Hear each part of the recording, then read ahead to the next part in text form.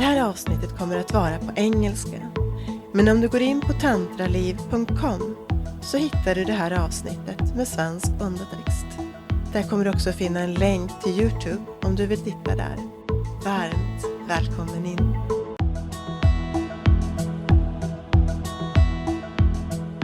Hi and welcome. This is my own big little world. My name is Annica and this is the podcast for a more vibrating life.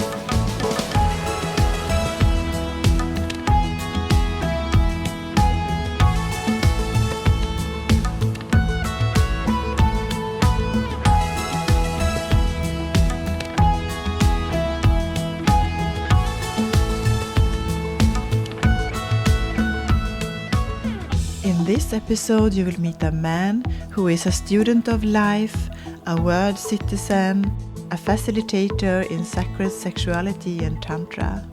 He has been on the path of Tantra and self-development for nearly 20 years now. His main teachings are a somatic blend between the Polyvagel theory and the wheel of consent for therapeutic touch, healing and pleasure. Warmly welcome, Matt Schwentek.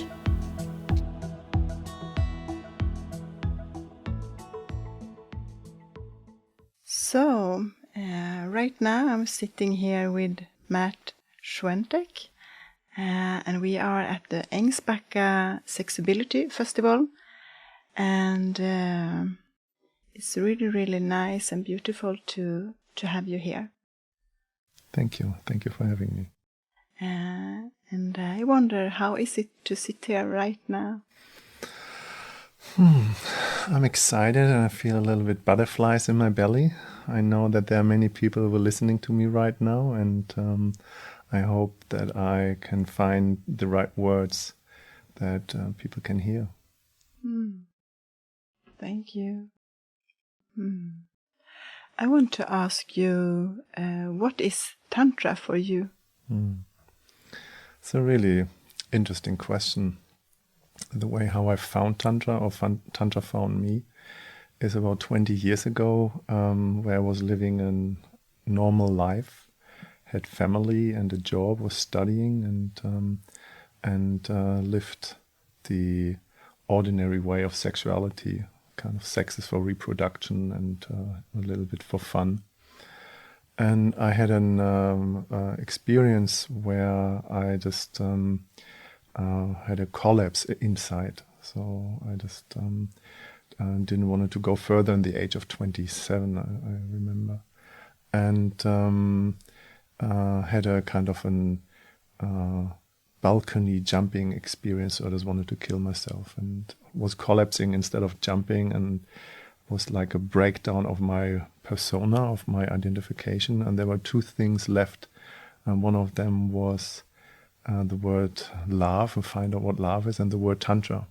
And I literally began the search what Tantra is, and now after 20 years of discovering and exploring and studying and learning and experiencing it, I came to the realization that I can't figure it out. I don't know what it is. And I think that comes closer to the truth and to the reality what Tantra is. So when we try to think we know what it is, then it's definitely not it. Yeah. Yeah. If you would describe Tantra in 3 words, what words would you choose? So the first one I would choose is becoming present in our body and embodied, so to say, so that we just arriving in this vehicle, in this life, in the present moment, so that this body is a form to experience life in the present moment only. So going away from our mind concept, from what we resent for the past and what we're afraid of in the future, and just landing in this present moment in the body and allow ourselves to feel what we feel. Another one is what I would call the love connection. So the unconditional yesness to what is in the moment and feeling connection with life and life force and with the expressions of life force around us in every given moment. And the next one, the last one, and this is what I was passionate for 20 years about in the terms of Tantra, and this is a tiny aspect of it, is the sexual liberation of it.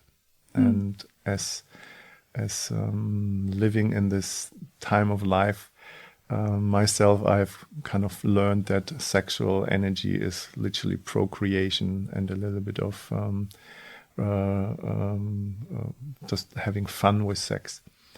And finding in the tantric inner exploration that the entire sexual embodiment and truth that lives here in our body is actually vibrating in every cell of our body as an erotic experience, and that sexual encounter can be as well procreative sex, but it can as well be a lot of joy and fun and rejuvenating, and on the highest level transformative. And so in really embodied way of Tantra, where sexuality is a foundation of it, it guides into a spiritual path and transformation.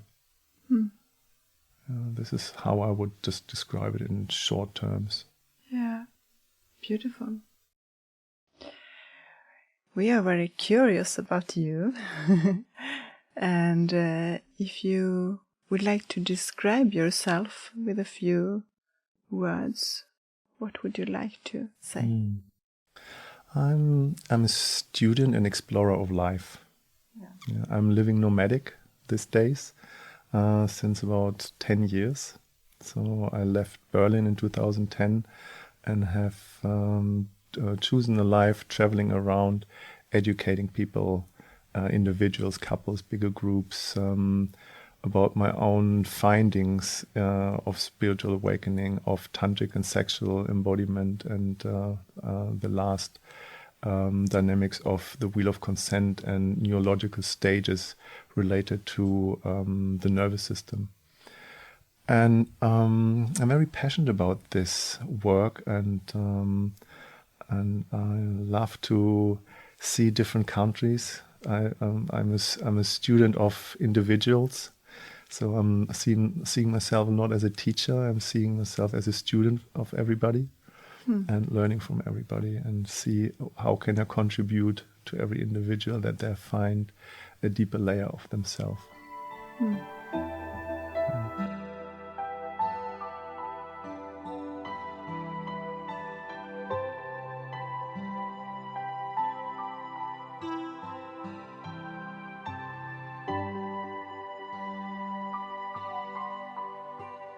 I would like to talk about the wheel of consent, a topic that is very big in healing trauma.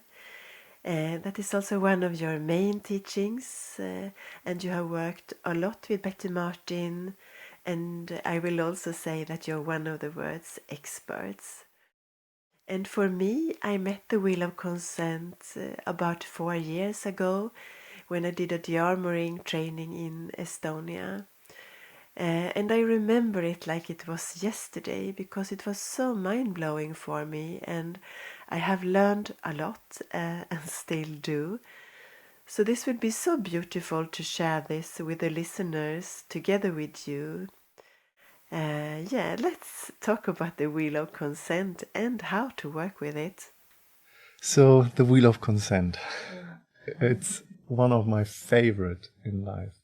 And it has been a life-changing journey and discovery over the last, I think I found it, or it found me in 2011. And as many people have done that probably themselves when they see the graphic, is making up their own version, understanding of it. And this is a kind of a little bit of a clean up that I would like to do with this podcast, kind of to having a conversation what the wheel really is and what it's not. Oh, perfect. Sounds good. Yeah, so some people see that kind of as a very tool of liberation, and some people see that as as a rigid form of control, and even some people use the wheel as a weapon, kind of telling other people that their behavior is wrong. And this is all not what the wheel is. Okay. The wheel in itself, as a graphic, is a diagram when 2 or more people play the 3-minute game. Yeah, so, and I want to talk about the 3-minute game in the first place. So the 3-minute game comes from Harry Feddes, who offered a workshop on power and surrender in the Body School of Electric in US. I think that was early 2000 around. Yeah. And the first question of the 3-minute game is, what do you want to do to me? And the second one is, what do you want me to do to you? So there are 2 different questions. And as we hear, it has the action of doing involved and the word want. So what do you want to do and what do you want me to do? And that's a very broad question. Yeah. And as the workshop was in the first place on power and surrender, there's an interview with Harry Feddes and Betty Martin about this workshop, where Harry Feddes wanted to give participants in that workshop an equal time and exchange when they're doing exercises with another. And so that when 2 people come together, that these 2 questions, when 2 people play that with each other, that they have an equal amount of exchange where one person is doing what they want and the other person is doing what they want, and that in return. So Betty Martin took the 3-minute game and started playing that with clients. And she was as well a professional hands-on practitioner and a chiropractor, and as well a touch and intimate coach. And she narrowed that 3-minute game down into touch. So she changed it from what do you want to do to me in how do you want to touch me? And from what do you want me to do for you or to you? How do you want me to touch you? And she was playing that a few hundred times with a few hundred people. And she recognized that in these 2 questions, by playing that with people, that there is an overlapping dynamic. And that doing is not equaling giving. So, and by kind of separating doing from giving, she recognized that we can as well do and receive. And the doing and receiving, this is what in the Wheel of Consent, the taking dynamic is the most liberating embodiment of coming back into our body. So she literally overlapped these 2 dynamics and created the 4 quadrants. And she named the quadrants in her own finding and experiences. And recognize when these 2 questions literally not being asked, that people operating without an agreement. And then she just actually created a circle around this dynamic that has been creating the dynamic of consent. Yeah. So without the question being asked and having a clear answer to that, there is no agreement, no consent, and then the wheel doesn't exist. So it's a rational, mental concept, is a construct of the mind to give a picture, a map of an understanding what physically happens in the body when we're asking each other these 2 questions.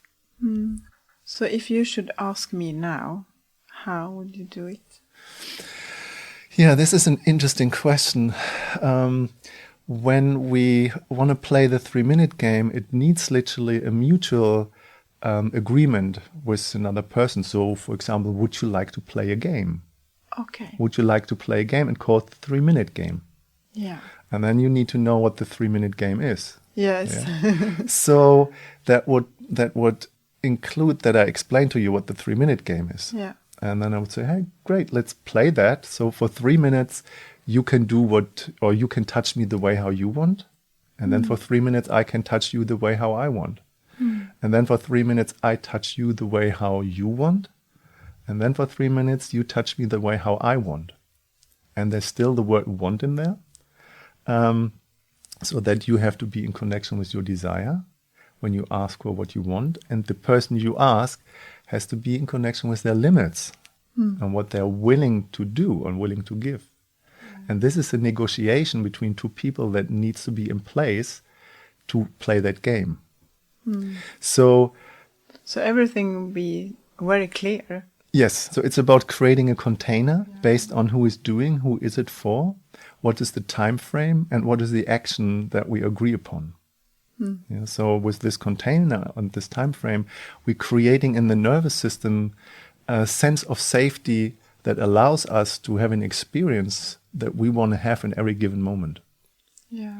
So the misunderstanding about the wheel is that when people see just the graphic and they just see the question from the origin of the wheel, and they're asking somebody else without the context of a game, how do you want me to touch you? It includes an assumption that I assume that you want me to touch you, what is not the case in every interaction. So people have to be really careful when they play the 3-minute game that they introduce and invite into the dynamics of the game. Yeah. Yeah.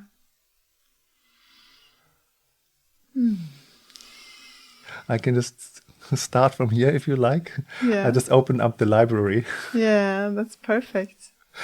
So, as it was for Betty Martin being in the privilege playing with a few hundred people a few hundred times, I met her in 2014, in beginning of 2014, after about 3 years just knowing the wheel as a graphic and making up my own version and understanding of it. And I got more and more confused.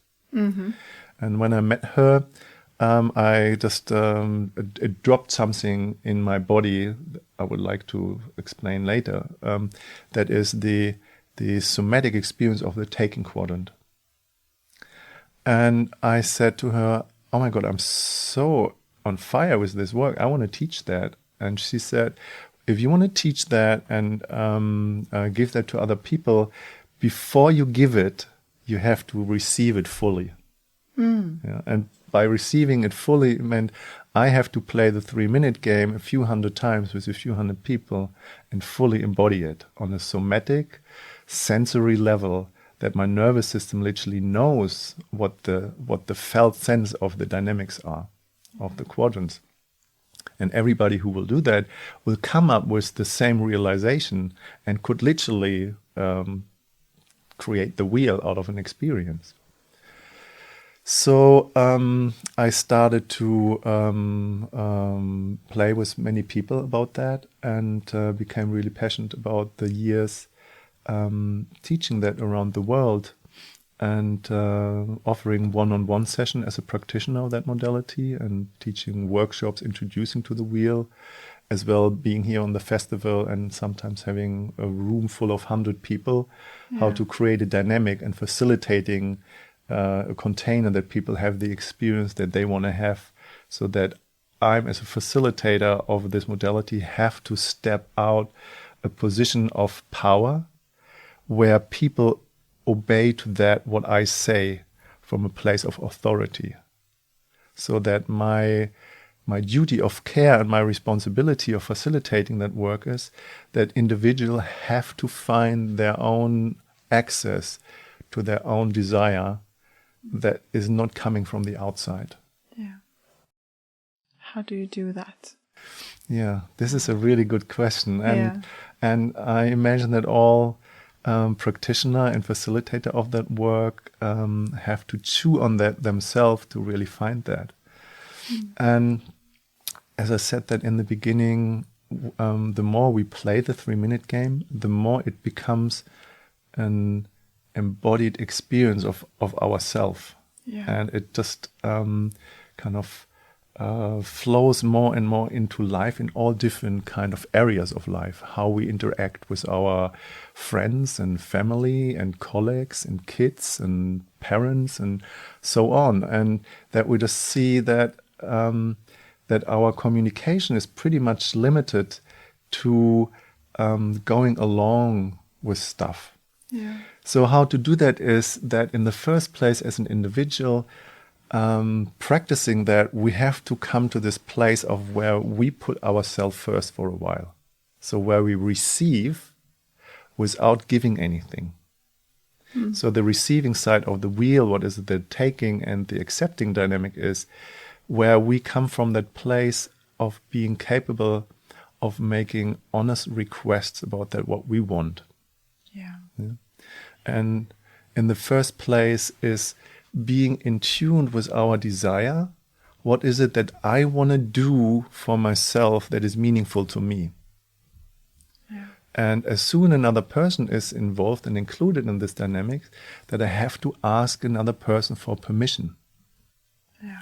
And not from a place of power, and not from a place of obedience, from a place of acknowledging this other person's access to their body or to their belongings or to their life as a gift that they might want to let us access to for a certain amount of time. And by acknowledging that from a direction of the gift, we have to come from that place where when we put our desire first, that we have to as well acknowledge that this person has a limit. And that limit might be saying no. And accepting that the other person has a right to their limit, and we have to come to that place where we just acknowledge that limit as a no, where we can still feel our desire, and it's good to want, and it's healthy to want, and has nothing to do that the other person has any duty to fulfill our desire. Yeah. Yeah. So when we come to that place of where receiving is meaningful to us, and we know how to receive, and we can totally acknowledge and respect other people's limits, then we can drop from this side. When receiving is not inflated with giving, we can literally drop from there on the giving side. So when we know to fill up our cup, we can move on the other side of the giving side and letting other people find receiving. Yeah. And then we can ask from there, from a place of making offerings. So from the place of serving, for example, is there anything that I can do for you? What would you like? Yeah. Is there anything that would feel good for you that could help you in this moment? And if you don't know how to ask for what you need, what you want, I'm happy to help you to find what serves you best. Yeah? Or giving another person access to my belongings, to my house. Hey, if you just want to come and sleep in my house, please feel welcome. If you want to borrow my car, every time between 3 and 5, you can have my car. Please put petrol in. With my partner, hey, I give you permission to touch you with any part on my body, any part on your body, with any part on my body as you like. And I take care of my limits if I have them, so that you don't have to ask me, so that I have an agreement. And from that place, there occurs a generosity inside, and a place of unconditional giving that is not in the terms of spiritual woo-woo, huffy-fluffy kind of we have to be all love and we have to give everything. It just comes from a place of we know what we can give because we know we have. And we know our limits because we know what receiving is. And that becomes a life quality. Yeah. That's very liberating. Yeah. For me, it sounds like something very soft and slow to find the place you're talking about. Yes. Yeah.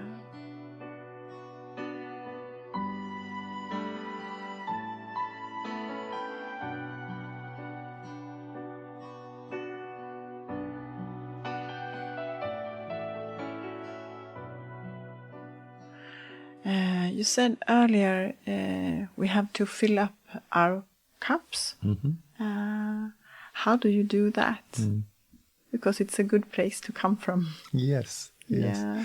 So filling our own cup up means that most of us, they are neuteric givers. Yeah. So we have learned to give to belong. We have learned to do something to fit in somehow.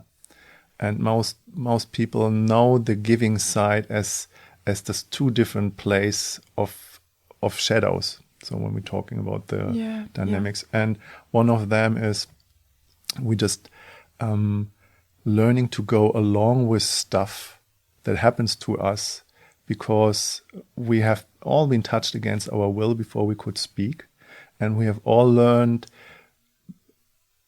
non-verbal that it was more important what other people did to us, so the adults, the big ones, the kind of people in authority, than how we feel about it.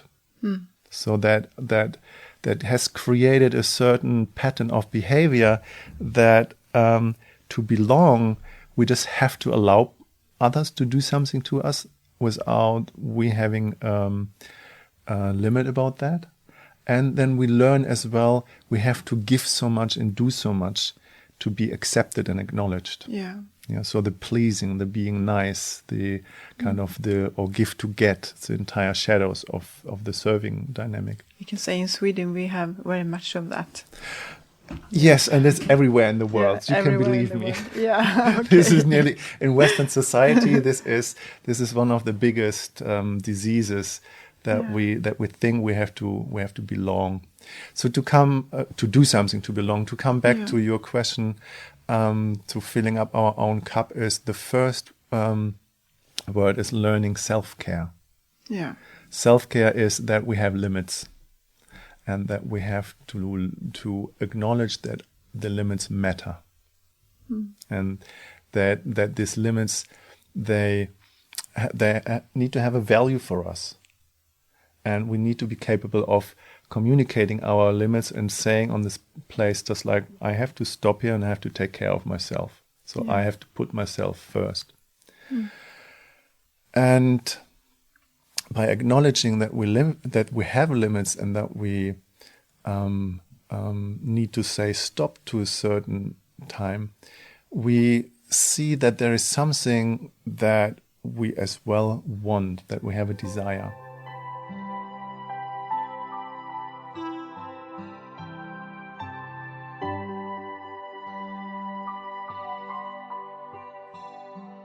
So filling up the cup means that we have to, when we know self-care, we have to put ourselves first.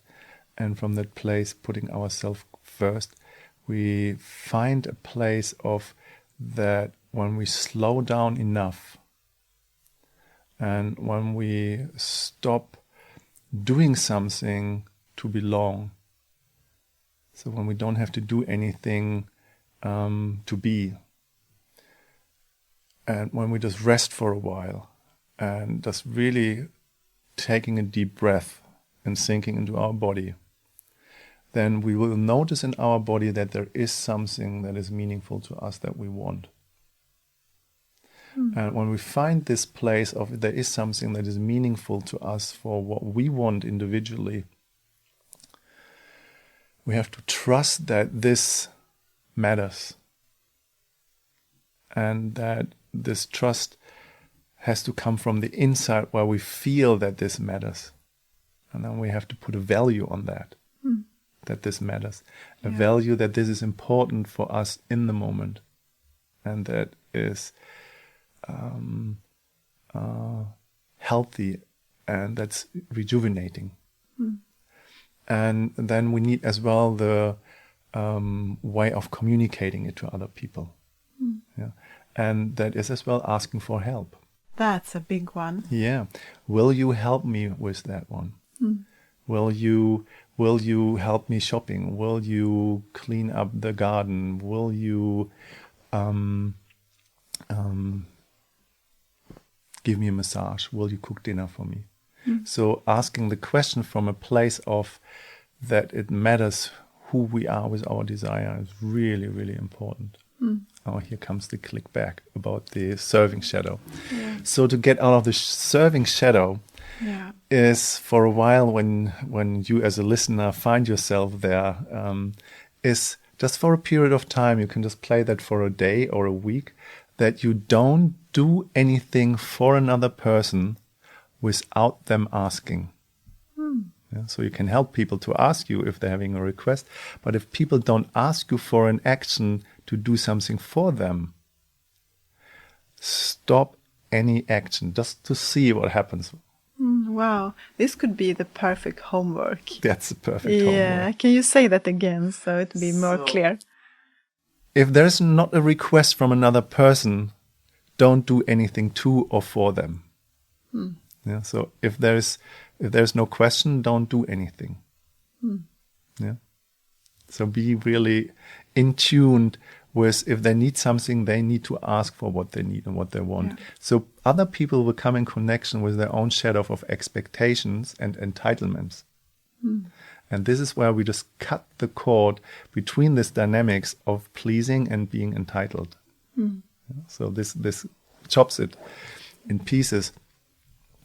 So that when people ask us for what they want, that we're still in tune with our limits and saying no, because when somebody's asking us for an action and we tuning into ourselves in the same way, it is important as well to notice, to trust, value, and communicate what our limits are. Yeah. Yeah. So the negotiation and feeling, oh, am I actually a yes to that, or am I a maybe? What is a no, or am I a total no? And being capable of communicating that. So the more we just dropping away from giving and pleasing from a place of need to belong, we're coming to this place of self-care, filling up our own cup that this is valuable. Yeah. And then we learn how to ask for what we want. And that's the empowerment of the wheel, where the receiving side for asking for what we want is so simple and so easy. There's either, I want to do something for myself, and then I ask, may I feel your hair? May I use your car? May I have a bath in your bathtub? May I come over and sit on your couch? Or may I hold your hand? May I hug you? May I feel you up? Or I ask the other person what I want them to do. Will you give me a massage? Will you do this? Will you do that? And from that place, it's a pendulum that goes back and forth between receiving and giving. Because when our cup is full, when we know how to ask for it, we automatically switch back on the giving side, because with a full cup, we can give with generosity in life wherever it's needed. And then we don't need anything back, because if we need anything, we go straight back into receiving and asking for what we want. And that gives an autonomy and independency that's so liberating than anything else that I've found in life. I can feel that it's very powerful to express what you want. It's very naked somehow to be so clear and show yourself. But there is also so much beauty in that.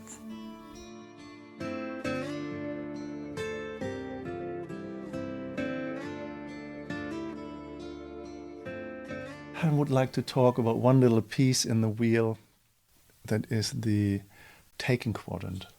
Yeah. Yeah, Yes, please. And the taking quadrant is what is, for most people, the most difficult one.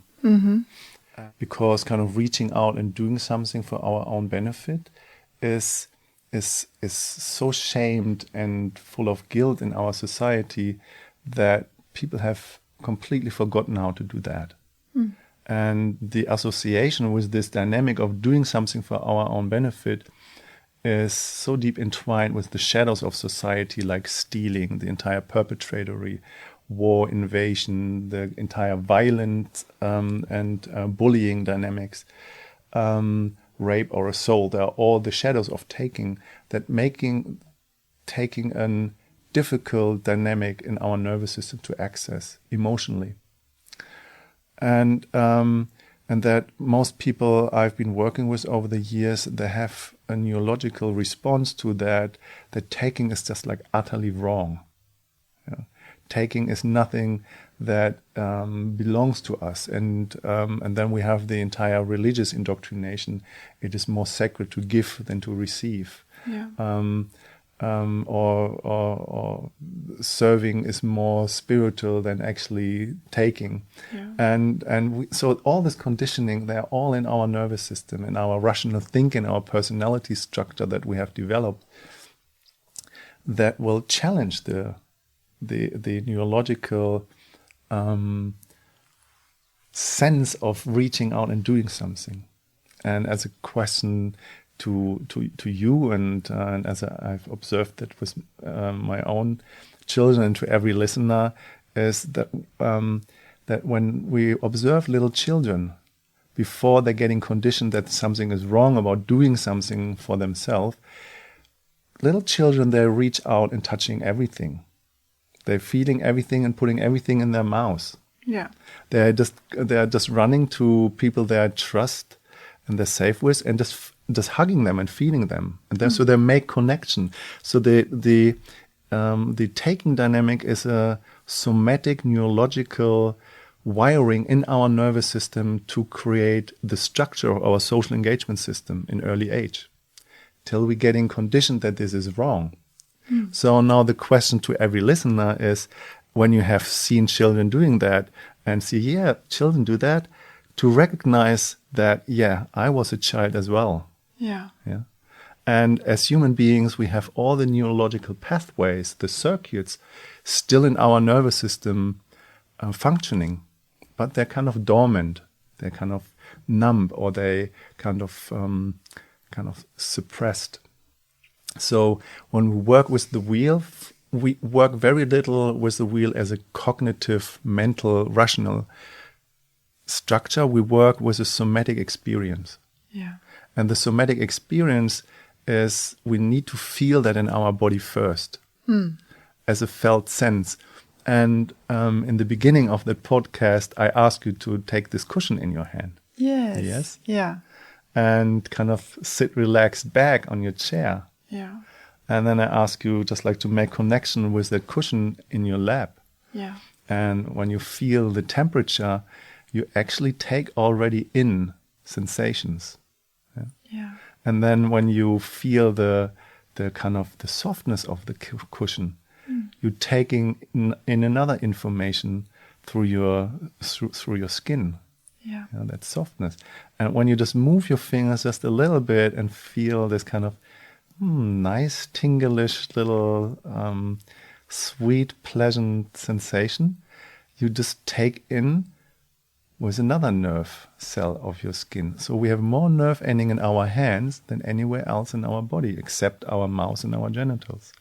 So feeling with our hand is a specific dynamic in the nervous system that is connected to our limbic system, to our emotional brain, to our animal body, to our feelings body. And when we start feeling that, then we reactivate these neurological pathways that we had once as little infants. So it's like learning a music instrument. Yeah. So it's just when we start taking that in our hands the first time, it's just like, yeah, we know what a guitar is and we know what a chord is, but that doesn't mean that we can play. Yeah, so we need practice. Yeah. And for some people, they need hundreds of hours. So to acknowledge that this is difficult because we have learned differently. And we need to unlearn what we have learned differently to come back what our nature of feeling is. So the taking quadrant is literally a neurological, somatic access back into feeling. Yeah. And in the first place is that we all need to make connection to this inner pathway, that we have the capacity to reach out to other people to feel again. And when we talk about taking, then we're talking about feeling and touch in the first place. And all what that need is the permission from another person. And that comes back to the 3-minute game. Yeah. May I feel your hand for 3 minutes? May I feel your face for 3 minutes? May I feel your back for 3 minutes? May I play with your breast for 3 minutes? May I feel up your entire body in this way that it's meaningful, pleasurable to me. Yeah. Yeah. So when we start learning that and reactivating these neurological pathways, we're coming in connection with another neurological pathways that has been developed over our adolescence from early age till we are adults. And that is when we feel and when we do something so that the other person has a reaction, and that gives us a meaningful response. So when we do something that we need to have an action from the other person as a response. And in this response, this is where we have lost the capacity of feeling for ourselves. Because all of a sudden it's more important what the other person feels, and are we doing it right, than how we literally feel ourselves. Yeah. So we call that the indirect route of pleasure. And the indirect route of pleasure in the dynamic of the wheel are based on, so we do something so that we get a reaction that gives us gratification. Yeah. And that will be challenged to the core of our cellular system. Yeah. Yeah. Yeah. Beautiful.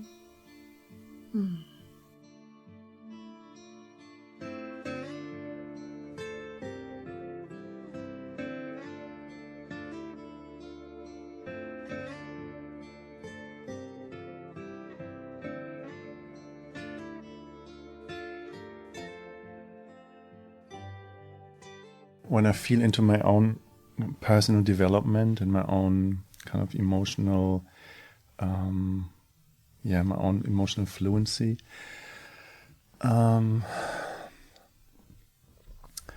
50 now, and I've kind of spent my life as well creating persona and an identity about who I am and what I do in the world, and this is as well important to me, what people think to a degree and how I will be received in the world, and practicing this dynamic about the direct route and taking as a default of being in this life and making connection with life around me. I noticed that this persona and this identity of who I thought I am, what is still kind of a very subtle performance structure. So where I think I just still here on a festival, and I still think I have to be somebody to belong. I have to be I have to express something to be acknowledged. And I just noticed that it's just a few weeks ago, kind of something has been really dramatically shifting in my nervous system, and that feels like a dying process. And this dying process is kind of the pretending and performing to be somebody to belong. It's literally dying, and I don't know what to do and how to do to let that fully go. But it's a complete, utterly kind of reshredding personality. And what comes into the open is in social encounter and engagement with other people that I am becoming a really shy, vulnerable person.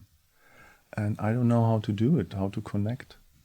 There's this kind of the social protocol, how we have to be, how we have learned, and that is kind of all falling apart like a card house collapsing. And I don't know how to be. I don't know how to be. And so this shyness becomes more and more like an expression of myself, and I just want to hide a lot, and I want to just like be on my own, and I don't know how to engage with people. And that's I think that's a new place inside. It's a total new place. Yeah. And I just notice I've been running away from that for a long time, and feels now it's connected to a lot of grief and sadness as well. To let that go, and still I don't know how. And even being here on the festival, I just notice, even now when I'm talking here right now, that how the structures and the ideas and the concept, how they want to come back, and trying to be somebody. Yeah. And it's devastating to see that. And it's like getting an internal mirror presented, where everything is reflected back into myself in every given moment, and knowing, oh well, this is just like, I don't know what is that. And that's an ongoing it's an ongoing thing, and that's really intense.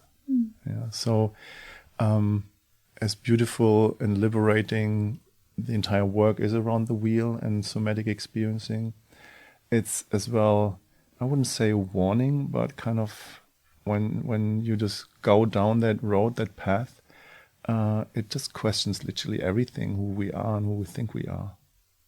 And coming back into this sensing, feeling being that has no idea what this all is about, what we're doing here in life. It's just one breath and in a time. And imagine that this is part of the spiritual process of letting go and finding deeper layers of self. Yeah. Just have one more thing. If you can do the exercise. Was the cushion? Yeah. Yes, I can do that. Yeah. We do it together? Yeah, we can do it together. And I can guide the listener into that as well. Yeah. As an exercise.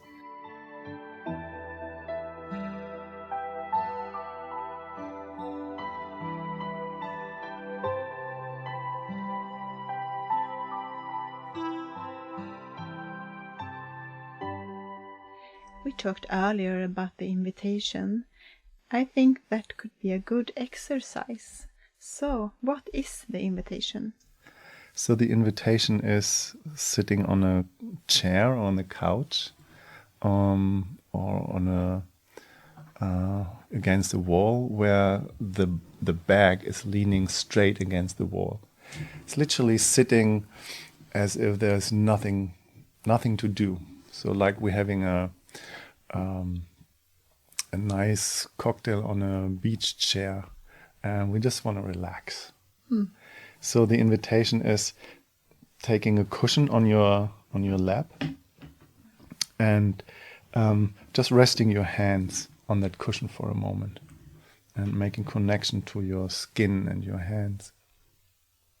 That can be any other object that is around you. Doesn't really matter what it is. What really matters is the experience in the skin, the sensual sensation of the nerve ending. And can this nerve ending on your fingers and your palm correspond with the nerve ending in your pleasure center, in your brain?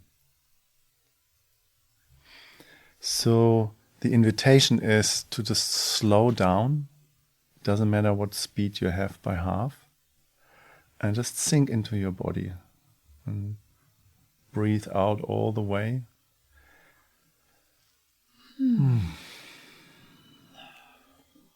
Till the inhale is just happening automatically.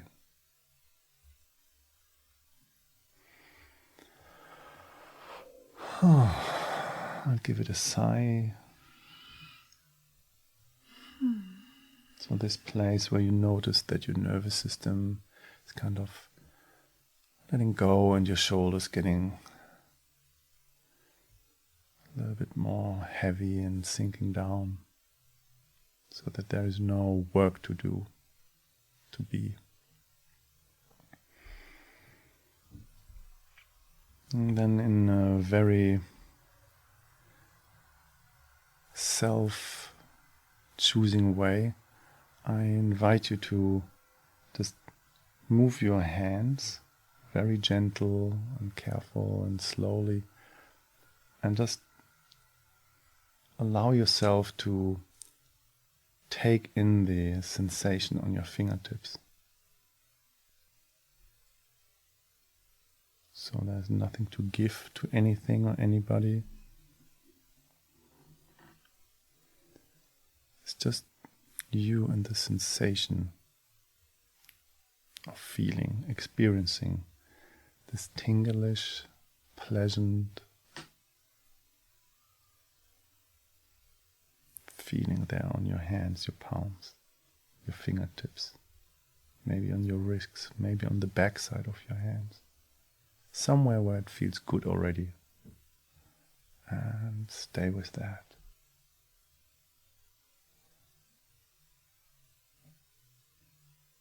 So this place where there is nowhere to go. It's just perfect as it is in the moment.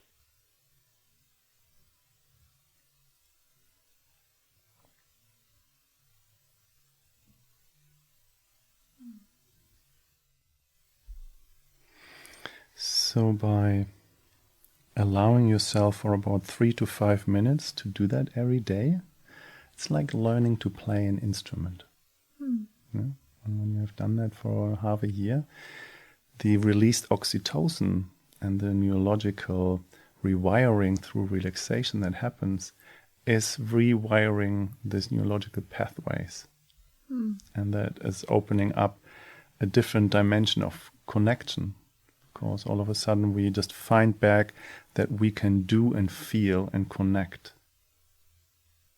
And specifically in the terms of Tantra and sexuality, is when we start to learn to feel with our genitals, because we have the same nerve ending in our genitals, that we take the goal out of sexual encounter and start learning to feel back into our body and making connection in a safe way.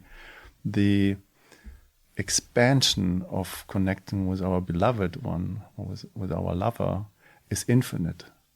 And when we don't have the goal or the agenda of we need to have this peak to have the gratification of what a good lover we are, we can stay in this place forever.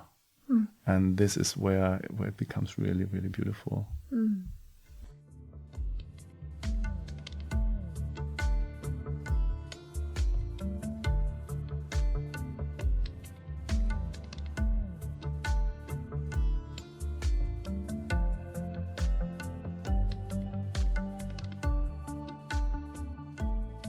Thank you for being here and sharing your wisdom and journey with us. Thank you for having me. And I hope that every listener got something out of that and find a way for themselves to embody. Yeah, do you want to say something about how we can find you if we want to? Yeah. I just started a new platform that calls somaticconsent.com. And I offer as well one-on-one sessions in another platform that calls somaticeros.com, and where my service is offered in one-on-one sessions and in a calendar where I just offer different workshops around the world. And you can invite me and organize if that resonates with you. Thank you. You're very welcome.